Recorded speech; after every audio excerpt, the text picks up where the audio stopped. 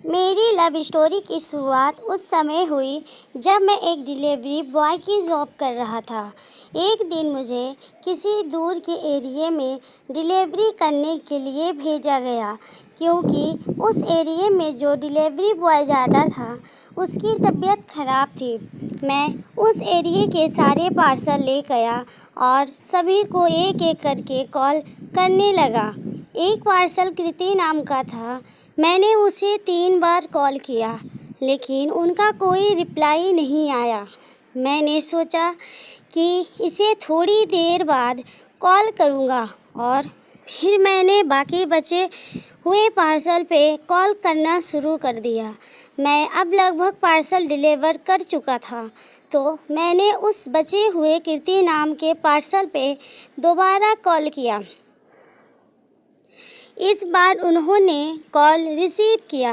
मैंने कहा, मैम आपका पार्सल आया हुआ है, इसे बैंक कॉलोनी में कहाँ पे देना है? तो उन्होंने जवाब दिया कि आपको तो मेरे घर का एड्रेस पता है ना राजीव? नहीं मैम, मुझे नहीं पता है। मैं इस एरिया में पहली बार आया। जो इस एरिया में आता था उसकी तबीयत ख़राब हो जाने के कारण मुझे इस एरिया में भेजा गया। कृति, ठीक है, आप ऐसा करो, बैंक कॉलोनी के एक शिव जी की मंदिर है। मंदिर से 2 घर आगे एक ब्लैक कलर का गेट मिलेगा, आप वहीं पे आ जाओ। थोड़ी देर बाद मैं ब्लैक गेट के पास पहुंचकर कॉल किया। कृति गेट के बाहर आई। मैंने उसे पार्सल दिया और उसने मुस्कुराते हुए मुझे थैंक यू बोल के अंदर चली गई। लेकिन तुरंत वह बाहर आई, मुझे बोला कि कल मेरा एक और पार्सल आने वाला है, अगर कल आप आओगे तो यहीं पे आ जाना। मैंने कहा, ठीक है मैम, मैं यहीं पे आ जाऊंगा। अगले दिन जब मैं ऑफिस गया तो मैंने देखा कि कृति नाम का पार्सल आया हुआ है। थोड़ी देर में उस एरिया के सारे पार्सल लेके निकल गया और जैसे ही मैं उस एरिया में पहुंचा तो मेरे पास एक कॉल आया। मैं कॉल रिसीव किया और वह पहला कॉल कृति का ही था। उसने जल्दबाजी में मुझसे कहा कि आप अभी कहाँ पे हो? कृति नाम का एक पार्सल होगा, क्या आप मुझे वह पार्सल तुरंत डिलीवर कर सकते हो? क्योंकि मुझे अभी अर्जेंट कहीं पे जाना है। मैंने कहा, ठीक है मैम, मैं 10 मिनट के अंदर आपको घर के पास आ जाता हूँ। जब मैं कृति के घर के पास पहुँचा तो देखा कि वह लाल रंग की साड़ी पहनी हुई थी और उस लाल साड़ी में बहुत ही सुंदर लग रही थी। वह मेरे पास आई और मैंने उसे पार्सल दिया। उसने मुझे कहा कि अभी मुझे तुरंत अपने फ्रेंड के शादी में जाना है और आपने मुझे समय पे पार्सल दे दिया, थैंक यू सो मच। और इतना कहकर वह चली गई। मैं तो उसकी मधुर सी आवाज़ और मासूम से चेहरे का घायल हो गया। अब मैं सिर्फ यही सोच रहा था कि अगली बार उसका पार्सल कब आएगा। 2 दिन के बाद उसका पार्सल फिर से आया। इस बार मैं बहुत खुश था, पता नहीं क्यों। शायद मैं कृति को पसंद करने लगा था। जैसे मैं वहाँ गया तो सबसे पहले कृति को ही पार्सल दिया। मैंने डरते हुए उससे पूछा, आप कभी इस क्लास में हो? कृति, मैं ग्रेजुएशन सेकेंड ईयर में हूँ। लेकिन आप ये क्यों पूछ रहे हो राजीव? नहीं, बस ऐसे ही। कृति अंदर चली गई और बालकनी से मेरी तरफ देखने लगी। मैं भी उनकी तरफ देखकर मुस्कुराया और वहाँ से चला गया। अब मैं पार्सल बांटकर घर आ गया और कृति के बारे में ही सोचने लगा। मेरी आंखें बस उसी को देखना चाह रही थी।